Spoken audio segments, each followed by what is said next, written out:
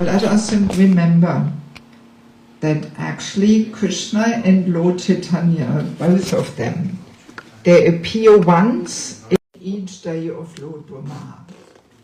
And each day of Lord Brahma is 14 manvantaras with 71 cycles of yugas each. So in other words, it's a long time. Lord Brahma's day is really long. So therefore, you know, Mahaprabhu, I think it is 539 years now that he appeared. So this is actually pretty recent, you know, considering how long the day of Lord Brahma is and that he only appears once in each day of Lord Brahma. It's actually very recent. It's not that long ago, you know, actually. Yes, and also we have to remember, you know, that Krishna, the Supreme Lord, he expanded himself into his pleasure potency, Srimati Radharani, so he can demonstrate his loving pastimes, and so he can enjoy it because he is the supreme enjoyer. So, and now they both again appear as one person, Mahaprabhu, and as Krishna and Radharani in one person again. Yes. And for his appearance, there are external reasons which are actually secondary.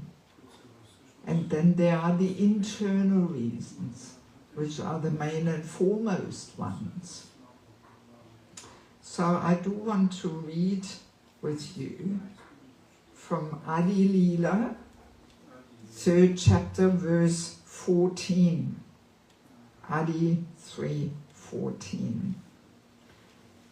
There it is very nicely explained, the external reasons. Because here in the mornings we usually read a little bit from the Shastra, whereas in the evenings people don't have that concentration, you know, and after a whole day of fasting, if they fast, they are not so alert and awake. But in the morning, I mean, it's unfortunately we don't give enough time as it is to read Prabhupada's books, right? That's a big topic which is discussed in ISKCON, why this is so. So at least on these festival days, it's nice to turn to the Shastra and read what Prabhupada and the Lord himself says. So I'll just, to make it faster, we'll skip the Bengali. So 3:14, the translation is, "For a long time I have not bestowed unalloyed loving service to me upon the inhabitants of the Lord, of the world. Without such loving attachment, the existence of the material world is useless."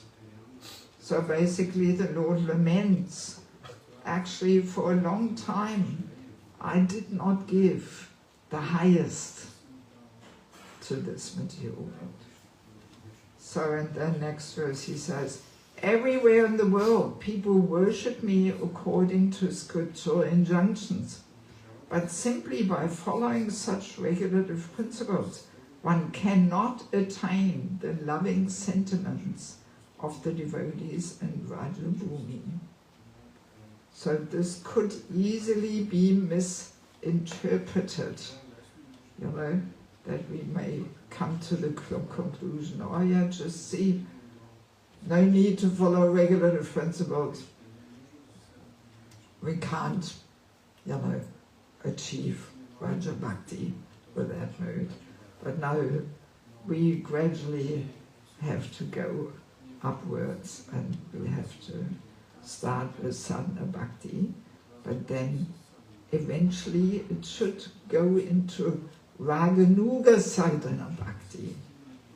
Yes, but initially we do have to follow the regulative concepts.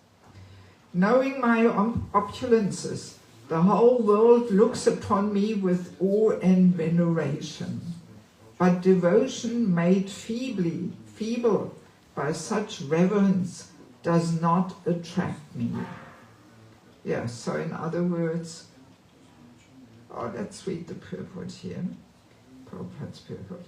After his appearance, Lord Krishna thought that he had not distributed the transcendental personal dealings with his devotees in Dasya, Sakya, Vatsalya and Madhurya. One may understand the science of the Supreme Personality of Godhead from the Vedic literatures and thus become a devotee of the Lord and worship him within the regulative principles described in the scriptures. But one will not know in this way how Krishna is served by the residents of Rajabhumi. One cannot understand the dealings of the Lord in Vrindavan simply by executing the ritualistic regulative principles mentioned in the scriptures. By following scriptural injunctions, one may enhance his appreciation for the glories of the Lord. So that's where we are standing, you know. So we do need the scriptural injunctions just to enhance our appreciation for the glories of the Lord. But there is no chance for one to enter into personal dealings with him, giving too much attention to understanding the exalted glories of the Lord reduces the chance of one's entering into personal loving affairs with the Lord. To teach the principles of such loving dealings, the Lord decided to appear as Lord Chaitanya. Yes, so Prabhupada explains it very nicely. And I guess that's why also Rupa Goswami, you know, he's saying, what is it? To be too attached to the rules or regulations or to neglect them, you know, both are impediments. So sometimes we find we are too attached to, it has to be all rules and regulations. So this is actually an obstacle on the process of bhakti. So yeah, we have to understand the principles of the rules and we have to follow them. But if we get too attached and pedantic about all different little details of the rules, yeah, this can be an impediment.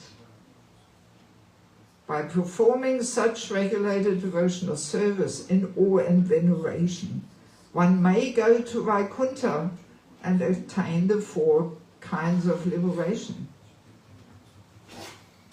These liberations are Shashti, achieving opulences equal to those of the Lord; Sarupya, having a form the same as the Lord's; Samipriya, living as a personal associate of the Lord; and Shalokya, living on a Vaikuntha planet.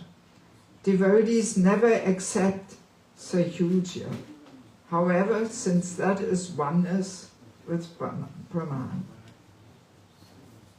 We'll skip the purport out of lack of time. I shall personally inaugurate the religion of the age, Nam Sankirtan, the congregational chanting of the Lord. I shall make the Lord dance in ecstasy, realizing the 4 mellows of loving devotional service.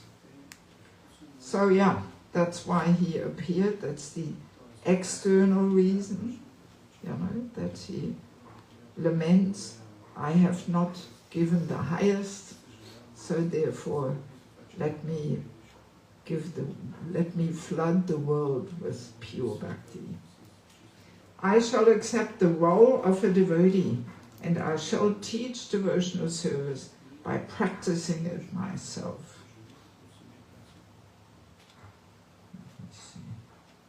Unless one practices devotional service himself, he cannot teach it to others. This conclusion is indeed confirmed throughout the Gita and the Bhagavatam. So that's good for us to remember. Our practice speaks louder than our words. Yeah, maybe we'll leave it at that. Yeah, so these are the external reasons, which are actually secondary. And the primary reasons, they're more intimate and more confidential. Let me just go back here.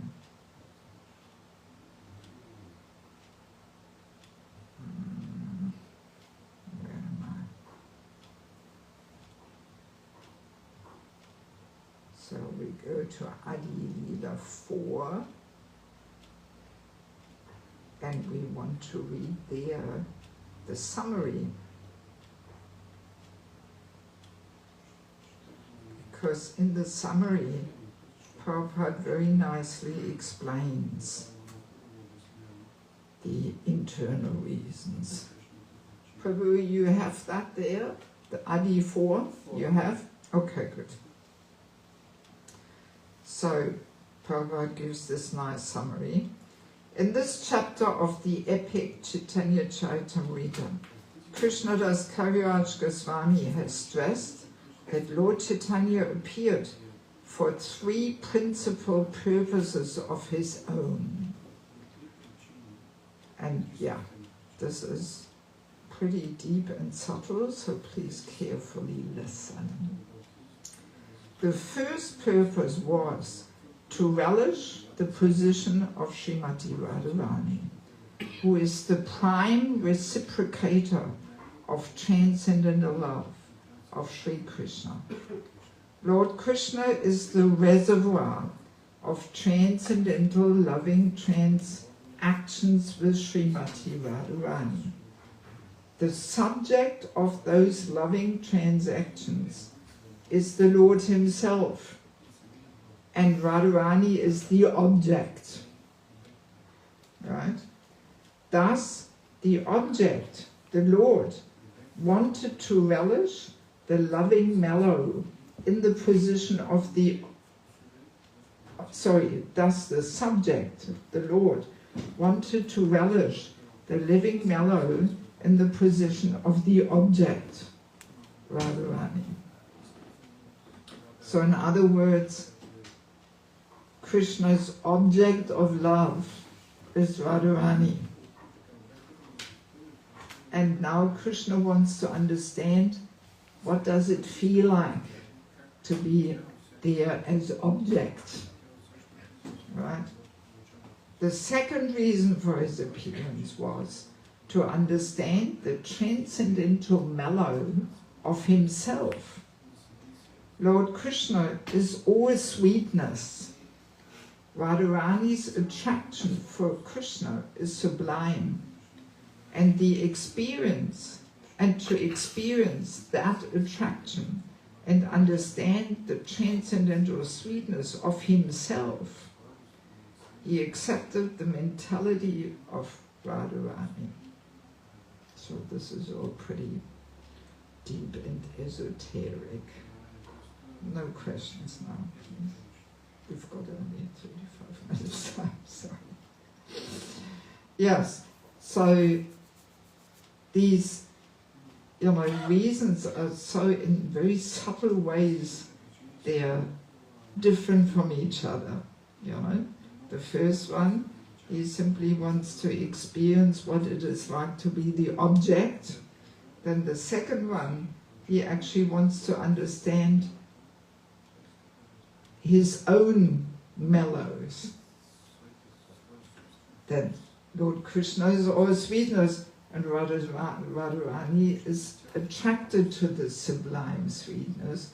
So now he wants to understand the transcendental sweetness of himself from the position of Radharani. Right? Yes. So then the third reason that Lord Chaitanya appeared was to enjoy the bliss tasted by Radharani.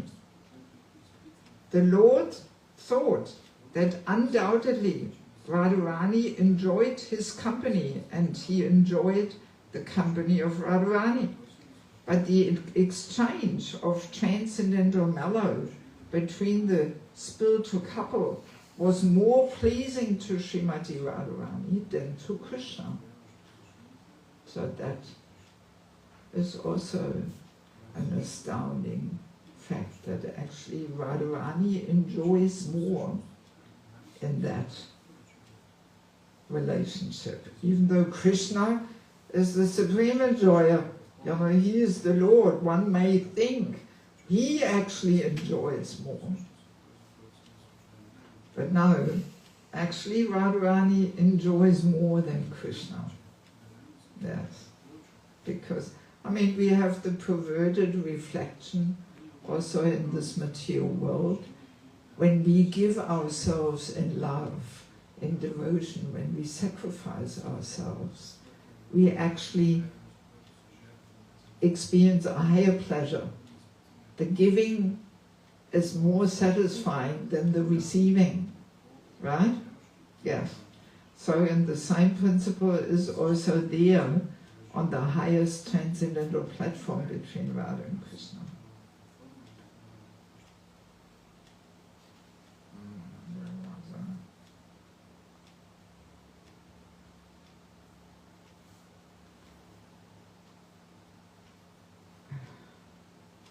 Was more pleasing to Srimati Radharani than to Krishna. Yeah. Radharani felt more transcendental pleasure in the company of Krishna than he could understand without taking her position. But for Sri Krishna to enjoy in the position of Srimati Radharani was impossible, because that position was completely foreign to him. Even though he is Krishna, he is God. But still, it was foreign to him what pleasure and unlimited bliss Radharani experiences. Krishna is the transcendental male, and Radharani is the transcendental female. Therefore, to know the transcendental pleasure of loving Krishna, Lord Krishna himself appeared as Lord Chaitanya, accepting the emotions and bodily luster of Srimati Radharani. Lord Chaitanya appeared in order to fulfill these confidential desires, and also to preach the special significance of chanting Hare Krishna, Krishna Krishna, Hare Hare, Hare Rama, Hare, and to answer the call of Advaita Prabhu.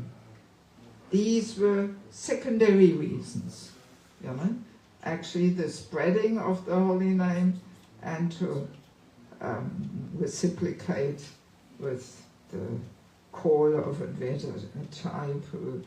These are all secondary reasons, but the primary, the main ones are the Lord's desire to experience Radharani's bliss and to also understand his own sweetness more from the position of Radharani, and to simply exchange the object and the subject there.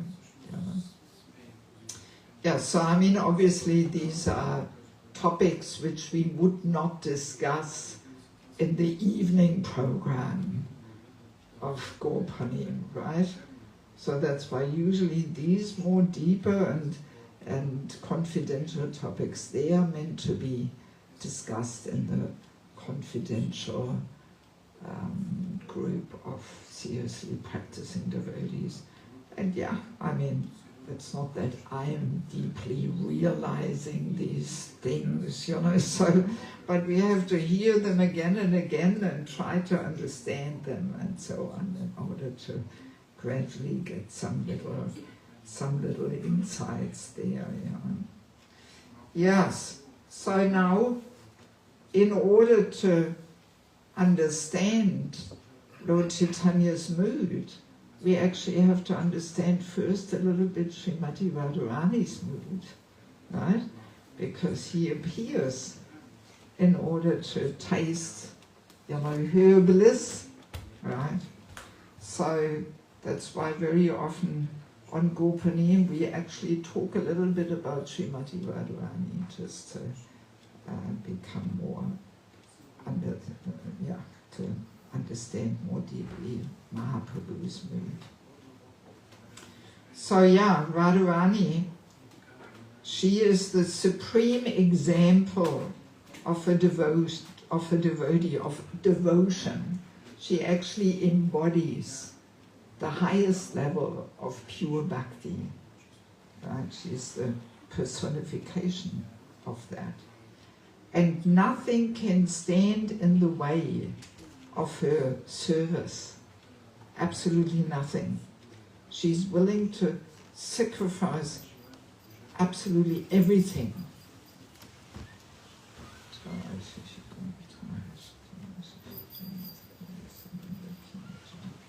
Yeah, she is willing to sacrifice absolutely everything, her very self, her very life, simply for the pleasure of Krishna. That's her mood. You know? She gives up all attachments, all considerations of family, social norms, all different, even her own reputation, because in those days a woman was completely, almost, it would be considered social suicide if a woman leaves her husband at night and meets a lover in the forest. Today this is quite common. So, as we say, what is the topmost in the spiritual world, perverted of reflection, is the lowest in the material world.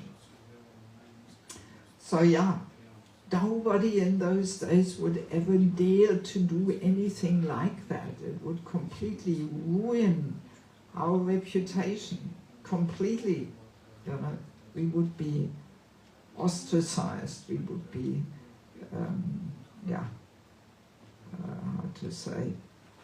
we would be expelled from society, if a woman would do this.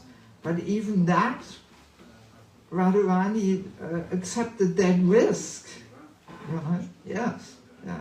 We can just, we talked about it the last couple of days. We are usually so attached to our reputation, what everybody thinks of me. Yes, and to actually sacrifice that, simply wanting to please the Lord, that's a very high level of self-sacrifice, actually. So she, she allows herself to be enjoyed, and simply her very existence is meant to give pleasure to Krishna and nothing else.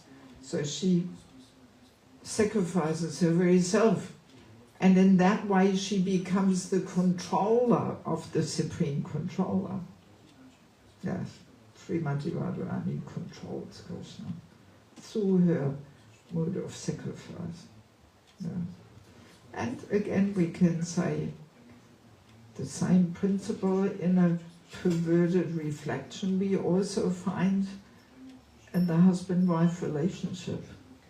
That if the wife learns the art of simply pleasing the husband and serving him, she can conquer his heart, and ultimately she can control him, but not by telling him what to do and what not to do. Yes. Radharani doesn't do that. She doesn't tell Krishna what to do and what not to do. But no, simply by being ready to sacrifice herself, that's how she controls him. Yes, there is a few nice statements which are very deep and sweet, where Radharani, or where actually Mahaprabhu speaks in Radharani's mood. This is in Antya-lila 20:52. very, very high level of devotion. Radharani says, I do not mind my personal distress. I only wish for the happiness of Krishna, for his happiness is the goal of my life. However, if he feels great happiness in giving me distress, that distress is the best of my happiness. So that's Radharani's mood, that she has absolutely no interest in her own happiness. No, that's not an issue for her. All she wants is Krishna's satisfaction, Krishna's happiness. And if he gives her suffering, distress, as long as it makes him happy, then that distress becomes Radharani's happiness. I mean, if we had that mood in married life, then there would be no marriage problems. If we had only one little drop of this mood, saying, all I want is to see my wife, my husband happy. I don't want any happiness for myself. All I want to do is serve and see the other person happy. And if I experience some unhappiness on this path, if it is happiness and pleasing to him or her, then this will be the greatest happiness for me, even if it is austerity, distress, and that's love. Yeah, that's love. So we can just see how far we are away, in our marriage relationship, how far away we are from pure love. It's actually the relationship which is furthest away from pure love. This is also explained in this chapter of Chaitanya Charitamrita. What is love? What is lust? That yes, lust, we are willing to accept anything for my pleasure. We are willing to sacrifice ourselves for my pleasure. But love is we are willing to sacrifice ourselves for the pleasure of the beloved. Completely selfless.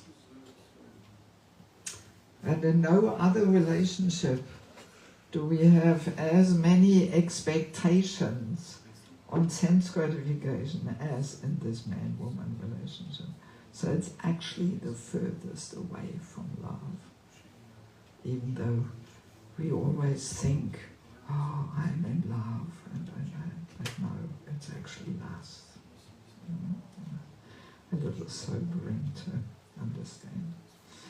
Yeah, so that's Radharani's mood, that she is willing to accept any kind of distress and unhappiness. And as long as it is pleasing to Krishna, that distress becomes the best of her happiness. So that is actually a nice meditation which we should be striving for in our devotional life, because I'm assuming we are all here because we want to actually cultivate pure bhakti. So that's what pure bhakti is all about, to actually get out of our comfort zone, sacrificing ourselves, yes, for the pleasure of the Lord and the pleasure of the devotees. There's another nice statement which, Rupa Goswami says, O Lord Krishna, you are just like an ocean.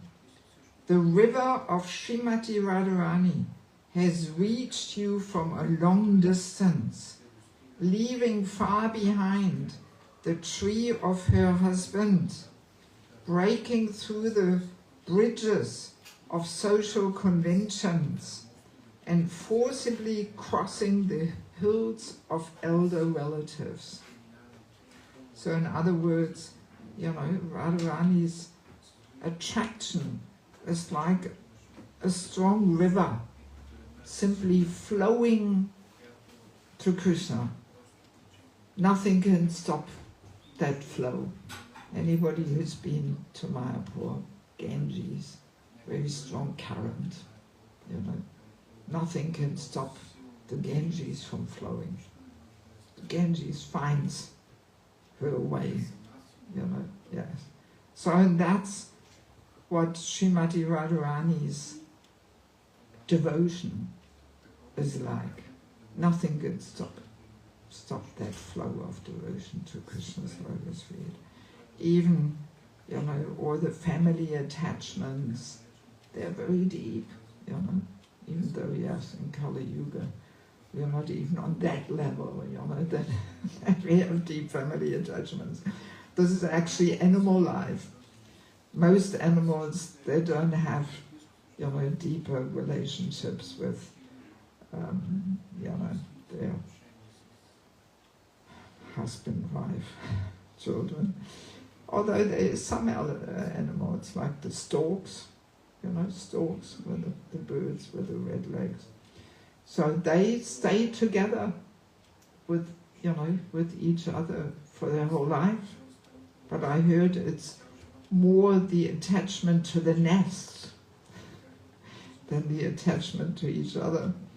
But so even though they fly in winter to Africa, when it gets too cold here, and then they come back, but they come back to the same nest without GPS and compass and all these things, map. You know, I mean, that's a miracle, how they find the same nest, isn't it? Yeah, I mean, that's amazing. You know? Yeah, so, but it's the attachment to the nest which keeps the he and she stork together, you know. Yes. But at least that, you know. so I sometimes say the storks are more civilized than we human beings, you know. So at least they stick together for their whole life, you know, whereas we don't, you know. Yeah, so, but that's the point. If we actually develop, you know, harmonious family life, then the bonds are very deep and strong. But only when we go through this deep attachment is our detachment complete, actually.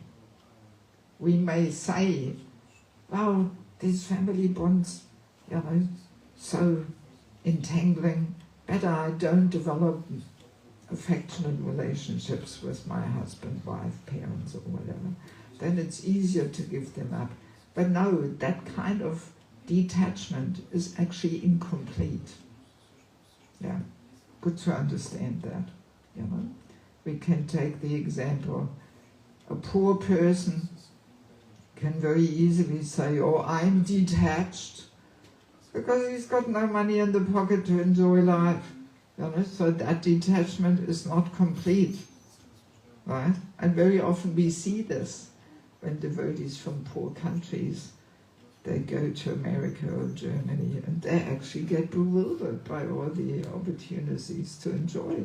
Whereas when they were in their home country, where life is more simple and poor, they seemed very strong, you know? Yeah, so that detachment is incomplete. So, yeah, very often we misunderstand these things. But yeah, anyway, so yes, Srimati Radharani, she personifies this mood of self-sacrifice. And of course, as we all know, she also personifies the highest level of bhakti in separation.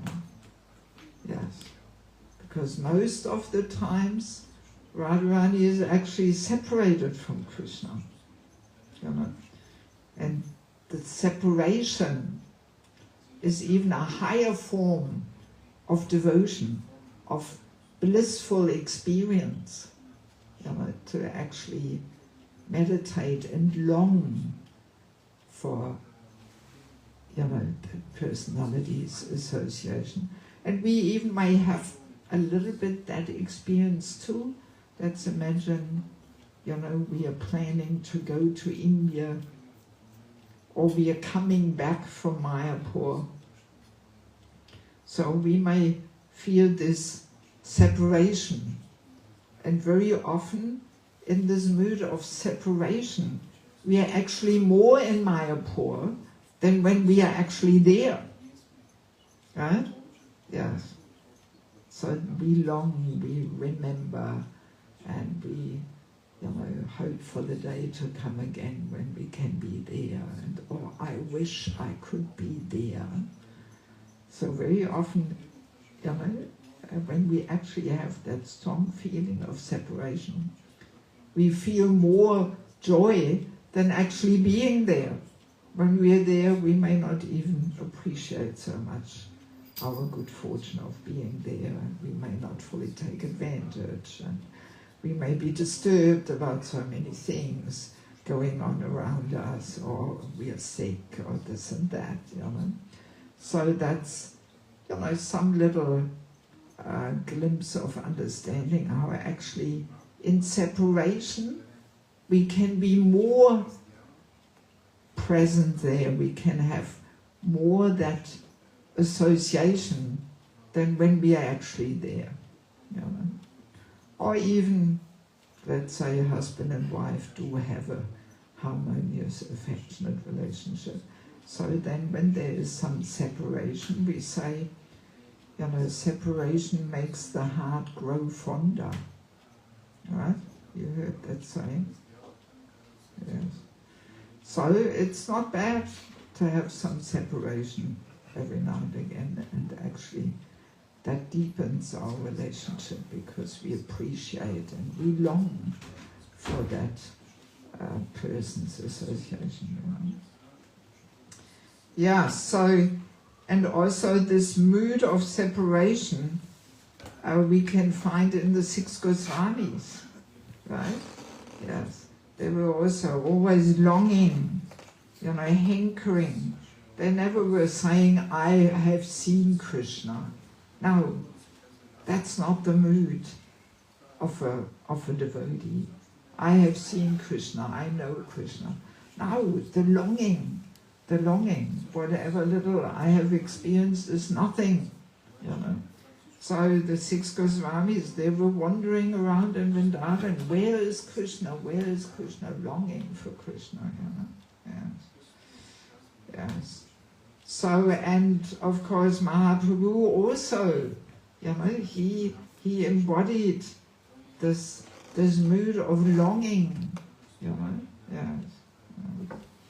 And Prabhupada also tells us that, you know, we should feel separation from Krishna, and that actually is a sign of that we are advancing when we are feeling separation.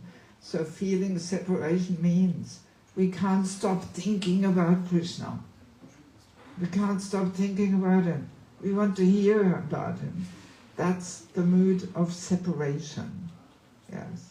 So Prabhupada often was stressing this, you know, don't try to artificially see Krishna, but become advanced in separation. And that exactly is what Mahaprabhu is teaching us, actually. You know, so he comes as a devotee and is maddened by separation from Krishna. You know. Yeah, so, and Mahaprabhu, you know, he was maddened, just like Srimati Radharani, you know, was maddened in separation from Krishna, talking to the bumblebees, and so in the same way, Krishna, Mahaprabhu was also maddened in that mood of separation, thinking the Ganges to be the Yamuna, getting all, you know, all mixed up, and embracing the trees, thinking it's Krishna, and you know, yeah. So, and exactly that mood of separation, this is what we should be cultivating, simply by chanting the holy name. Yes, that opens the path, you know, to actually enter Golok Vrindavan. So that's why the chanting is such a deep science, you know. If we just walk around with a counter and rattle something down, I mean, this is, it's useless. It's really useless. It will not get us anywhere, you know. That's why we can't emphasize enough the importance of really endeavoring to get on deeper levels of chanting. Yes. It requires constant endeavor. Yes. As we are saying, Sadatam Kirtantam Amyatinta Sharvatam. Always chanting my glories, endeavoring with great determination.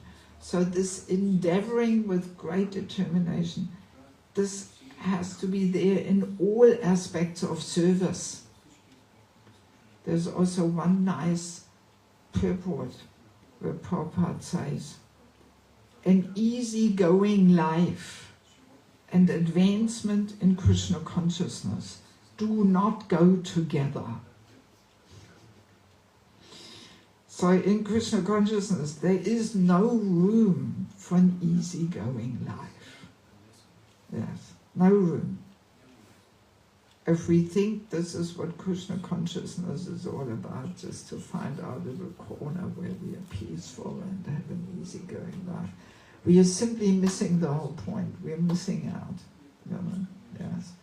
We have to endeavor with great determination. Doesn't matter, you know, what service we do, and especially also in the chanting. You know, yes, in the chanting there has to be some intense endeavoring. The chanting should become our dearmost and most important thing of the whole day, is the chanting.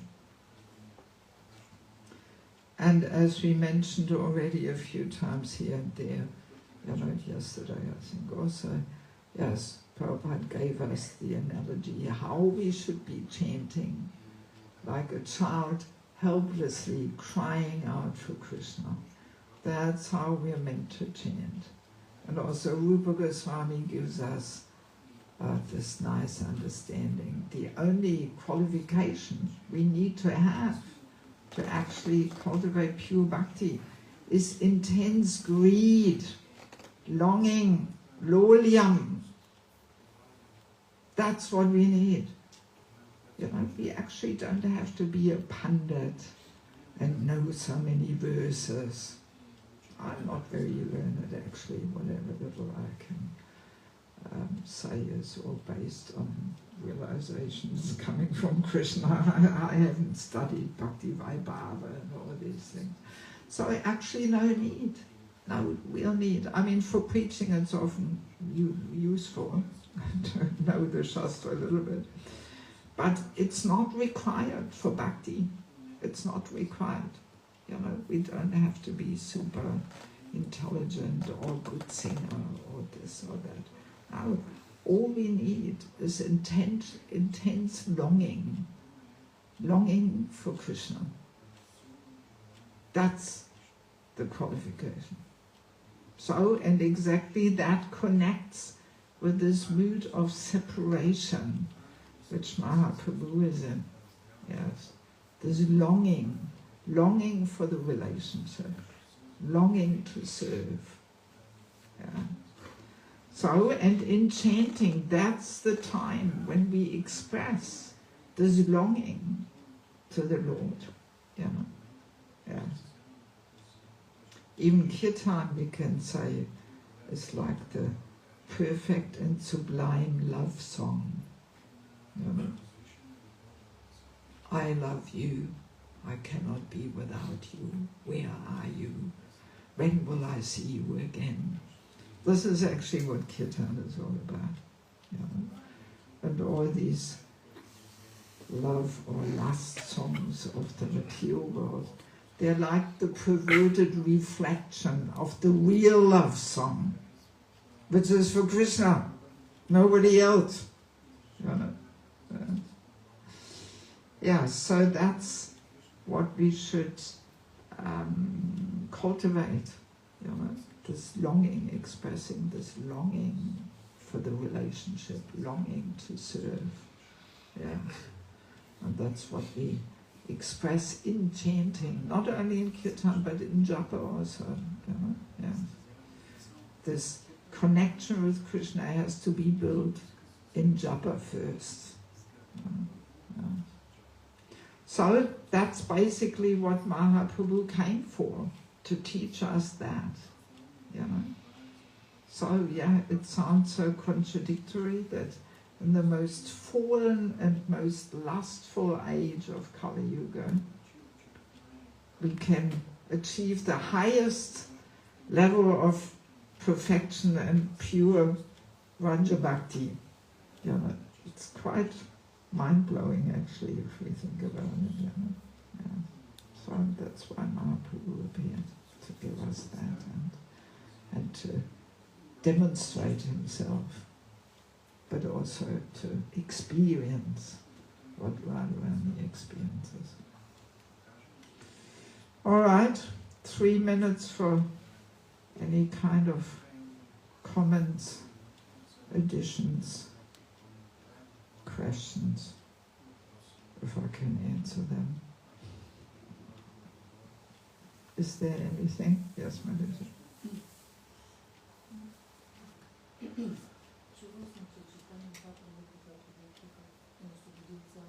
I've heard that when Chaitanya Mahaprabhu was here, he delivered the whole universe. He delivered the whole universe when he was here.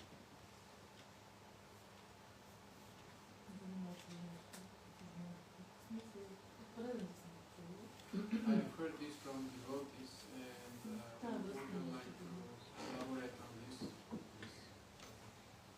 Well, I would have to see in what context the statement is.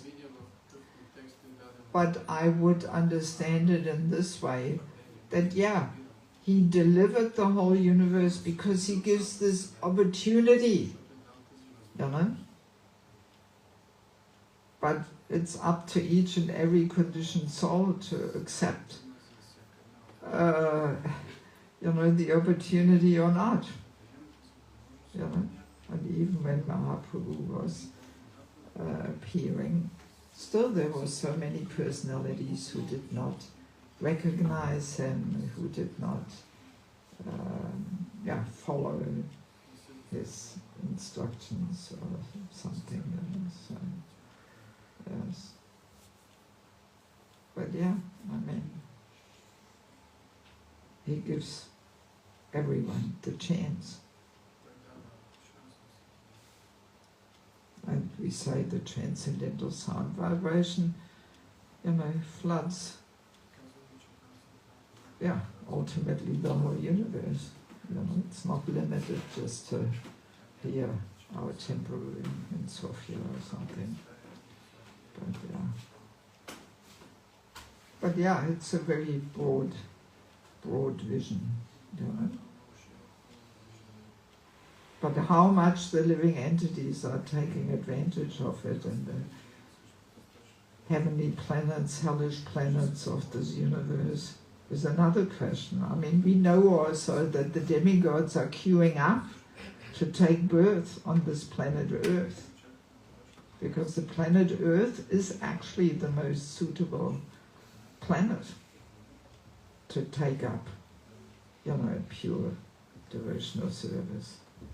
Heavenly planets, demigods, they're often lamenting, so much sense gratification and so easily we forget your lotus feet. They're lamenting.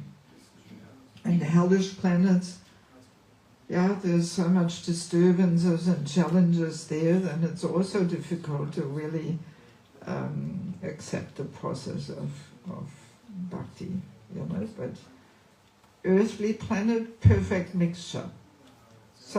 Quite a bit of distress and some little pleasing moments there, some little sense gratification and comfort is there.